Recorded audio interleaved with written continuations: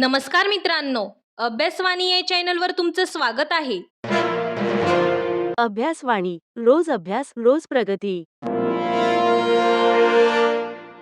आज आपण एक महत्त्वाचा टॉपिक पाहणार आहोत. तर बघा, सध्या जगभरात सुरू असलेल्या युद्धाचा परिणाम फक्त त्या देशांपुरता मर्यादित राहत नाही. त्याचा परिणाम जागतिक अर्थव्यवस्था, व्यापार आणि ऊर्जा पुरवठ्यावर देखील होतो. आणि याचाच एक महत्त्वाचा परिणाम आपण अलीकडे पाहत आहोत. LPGचा तुटवडा. म्हणजेच अनेक ठिकाणी गॅस सिलेंडर वेळेवर मिळत नाहीत किंवा पुरवठा कमी झाल्याच्या बातम्या समोर येत आहेत. आता प्रश्न असा पडतो, LPGचा तुटवडा नेमका का निर्माण होतो? यामागे युद्धाचा काय संबंध आहे? चला तर मग हा संपूर्ण विषय सोप्या उदाहरणांसह समजून घेऊया. युद्धजन्य परिस्थितीमुळे ऊर्जा पुरवठ्यावर कसा परिणाम होतो हे समजण्यासाठी आपण सध्याचे उदाहरण पाहू. सध्या मध्य पूर्वेमध्ये अमेरिका आणि इराण यांच्यातील तणाव वाढलेला आहे. या संघर्षामुळे विशेषतः होर्मुझ स्ट्रेट हा महत्त्वाचा समुद्री मार्ग धोक्यात आला आहे. हा मार्ग इतका महत्त्वाचा आहे की जगातील जवळपास 20% तेल आणि गॅस याच मार्गातून वाहतूक होते. जर या मार्गावर युद्ध किंवा हल्ले झाले तर तेल आणि गॅसची वाहतूक कमी होऊ शकते. जागतिक बाजारात ऊर्जा पुरवठा कमी होऊ शकतो आणि त्याचा परिणाम LPGच्या उपलब्धतेवर आणि किमतींवर होऊ शकतो. म्हणूनच जगाच्या दुसऱ्या टोकाला सुरू असलेले युद्ध कधी-कधी आपल्या घरातील गॅस सिलेंडरवरही परिणाम करू शकते. तर बघा, आपण आत्ताच पाहिले की युद्धजन्य परिस्थितीमुळे जागतिक स्तरावर तेल आणि गॅसच्या पुरवठ्यावर परिणाम होऊ शकतो. पण युद्धामुळे निर्माण होणारी समस्या इथेच थांबत नाही. कारण ऊर्जा संसाधने फक्त उत्पादनावर अवलंबून नसतात, तर ती योग्य वेळी योग्य ठिकाणी पोहोचणे देखील तितकेच महत्त्वाचे असते. आणि याच ठिकाणी दुसरे महत्त्वाचे कारण समोर येते, वाहतुकीत अडथळे. तर बघा मित्रांनो, जगभरात तेल आणि गॅसची वाहतूक मुख्यतः समुद्री जहाजांद्वारे, मोठे टँकरद्वारे आणि काही ठिकाणी पाईपलाईनद्वारे केली जाते. पण जेव्हा एखाद्या प्रदेशात युद्ध सुरू होते तेव्हा अनेक वेळा महत्त्वाचे समुद्री मार्ग असुरक्षित होतात. उदाहरणार्थ, मध्य पूर्वेत असलेला होर्मुझ स्ट्रेट हा समुद्री मार्ग जगासाठी अत्यंत महत्त्वाचा आहे. कारण जगातील मोठ्या प्रमाणात तेल आणि गॅस याच मार्गातून वाहतूक केले जाते. पण जर या भागात युद्ध किंवा तणाव वाढला तर जहाजांची हालचाल कमी होऊ शकते किंवा काही वेळा वाहतूक पूर्णपणे थांबू शकते. यामुळे काय होते, गॅसचे टँकर वेळेवर पोचत नाहीत, पुरवठा साखळी विस्कळीत होते आणि बाजारात तुटवडा निर्माण होण्याची शक्यता वाढते. म्हणजेच ऊर्जा संसाधनांचे उत्पादन जरी झाले तरी वाहतुकीत अडथळे निर्माण झाले तर ते ग्राहकांपर्यंत पोहोचू शकत नाहीत. आणि म्हणूनच वाहतुकीतील अडथळे हे LPG तुटवड्याचे दुसरे महत्त्वाचे कारण मानले जाते. आपण युद्धजन्य परिस्थिती आणि वाहतुकीतील अडथळे ही कारणे पाहिली, पण याशिवाय आणखी एक महत्त्वाचा घटक आहे जो अनेक वेळा तुटवडा वाढवण्यास कारणीभूत ठरतो. तो म्हणजे वाढती मागणी. जेव्हा एखाद्या वस्तूची मागणी अचानक वाढते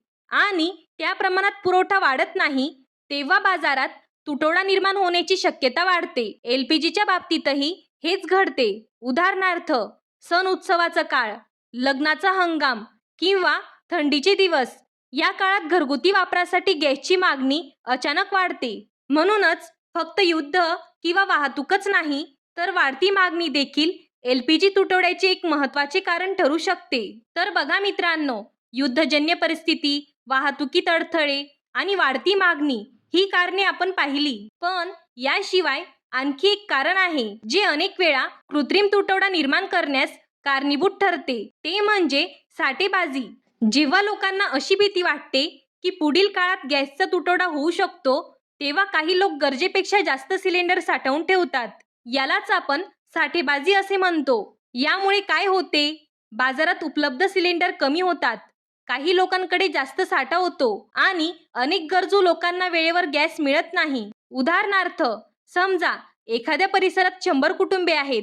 जर प्रत्येक कुटुंबाने फक्त एक सिलेंडर वापरला तर सर्वांना सहज गॅस मिळू शकतो. पण जर काही लोकांनी 3 ते 4 सिलेंडर साठवून ठेवले तर उरलेल्या लोकांना गॅस मिळवण्यात अडचण निर्माण होऊ शकते. म्हणूनच साठेबाजीमुळे अनेक वेळा बाजारात कृत्रिम तुटवडा निर्माण होतो. म्हणजेच युद्धजन्य परिस्थिती, वाहतुकीतील अडथळे वाढती मागणी आणि साठेबाजी ही सर्व कारणे आपण समजून घेतली. पण आता एक महत्त्वाचा प्रश्न निर्माण होतो. या सर्व जागतिक घडामोडींचा भारतावर नेमका कसा परिणाम होऊ शकतो? तर बघा मित्रांनो, भारत हा ऊर्जा संसाधनांच्या बाबतीत काही प्रमाणात आयातीवर अवलंबून असलेला देश आहे. म्हणून आंतरराष्ट्रीय स्तरावर तणाव निर्माण झाला की त्याचा परिणाम कधी-कधी किमती आणि पुरवठ्यावर देखील होऊ शकतो. पण इथे एक महत्त्वाची गोष्ट लक्षात घ्यायला हवी. भारत सरकार आणि संबंधित यंत्रणा अशा परिस्थितींसाठी आधीपासूनच विविध उपाययोजना करत असतात. उदाहरणार्थ, ऊर्जा स्रोतांचे विविधीकरण म्हणजेच डायव्हर्सिफिकेशन, अनेक देशांमधून ऊर्जा आयात करणे, स्ट्रॅटेजिक रिझर्व्ह तयार ठेवणे आणि देशांतर्गत उत्पादन वाढवण्याचे प्रयत्न. यामुळे अचानक निर्माण होणाऱ्या संकटाचा परिणाम कमी करण्याचा प्रयत्न केला जातो. म्हणजेच जगात कुठेही संघर्ष सुरू असला तरी भारतासारखा मोठा देश ऊर्जा सुरक्षेसाठी विविध पर्याय तयार ठेवतो. म्हणूनच नागरिकांनी घाबरण्याची गरज नाही, कारण सरकार आणि प्रशासन सतत परिस्थितीवर लक्ष ठेवून पुरवठा सुरळीत ठेवण्यासाठी उपाययोजना करत असते. तर बघा, आपण आत्ताच पाहिले की जगात कुठेही संघर्ष किंवा युद्धजन्य परिस्थिती निर्माण झाली तर त्याचा परिणाम ऊर्जा पुरवठ्यावर होऊ शकतो. पण त्याचबरोबर आपण हे देखील समजून घेतले की भारत सरकार अशा परिस्थितींना सामोरे जाण्यासाठी ऊर्जा स्रोतांचे विविधीकरण आणि पर्यायी उपाययोजना करण्याचा प्रयत्न करत असते. म्हणजेच ऊर्जा सुरक्षेच्या दृष्टीने वेगवेगळ्या प्रकारचे इंधन आणि ऊर्जा स्रोत समजून घेणे खूप महत्त्वाचे ठरते. आणि म्हणूनच इथेच एक एक्झाम ओरिएंटेड पॉइंट देखील तयार होतो, कारण स्पर्धा परीक्षांमध्ये अनेक वेळा ऊर्जा विषयाशी संबंधित प्रश्न विचारले जातात. विशेषतः LPG, CNG आणि LNG या इंधनांमधील फरक काय आहे, यांचा वापर नेमका कुठे केला जातो. म्हणूनच आता पुढे जाण्यापूर्वी या तिन्ही इंधनांची थोडक्यात ओळख करून घेणे आवश्यक आहे. म्हणजे युद्धजन्य परिस्थिती आणि ऊर्जा पुरवठा याबद्दल चर्चा करताना ही इंधने नेमकी काय आहेत हे समजून घेतले तर संपूर्ण विषय अजून स्पष्ट होतो. चला तर मग आता आपण LPG, CNG आणि LNG या 3 महत्त्वाच्या इंधनांची थोडक्यात ओळख करून घेऊया. सर्वप्रथम LPG म्हणजे लिक्विफाईड पेट्रोलियम गॅस. हे प्रामुख्याने प्रोपेन आणि ब्युटेन या वायूंचे मिश्रण असते. हे दाबाखाली द्रव रूपात साठवले जाते आणि आपल्याला घरगुती गॅस सिलेंडरमध्ये वापरायला मिळते. म्हणजेच स्वयंपाकासाठी वापरला जाणारा गॅस म्हणजे LPG. दुसरे इंधन म्हणजे CNG, कॉम्प्रेस्ड नॅचरल गॅस. हा नैसर्गिक वायू असतो जो उच्च दाबाखाली कॉम्प्रेस करून साठवला जातो. याचा वापर मुख्यतः वाहनांसाठी आणि सार्वजनिक वाहतुकीसाठी केला जातो. म्हणूनच अनेक शहरांमध्ये बस, ऑटो किंवा कारमध्ये CNG वापरला जातो. आता तिसरे इंधन म्हणजे LNG, लिक्विफाईड नॅचरल गॅस. हा देखील नैसर्गिक वायूच असतो, पण त्याला अत्यंत कमी तापमानात थंड करून द्रव रूपात परिवर्तित केले जाते. यामुळे त्याची वाहतूक आणि साठवण सोपी होते आणि मोठ्या प्रमाणात ऊर्जा वाहतूक करणे शक्य होते. म्हणून बघा मित्रांनो, आपण आता थोडक्यात समजून घेऊया. LPG घरगुती स्वयंपाकासाठी, CNG वाहनांसाठी इंधन, LNG मोठ्या प्रमाणावर ऊर्जा वाहतुकीसाठी. ही तिन्ही इंधने ऊर्जा व्यवस्थेमध्ये महत्त्वाची भूमिका बजावतात आणि म्हणूनच युद्धजन्य परिस्थिती किंवा जागतिक ऊर्जा संकटाच्या चर्चेमध्ये या इंधनाचा उल्लेख वारंवार केला जातो.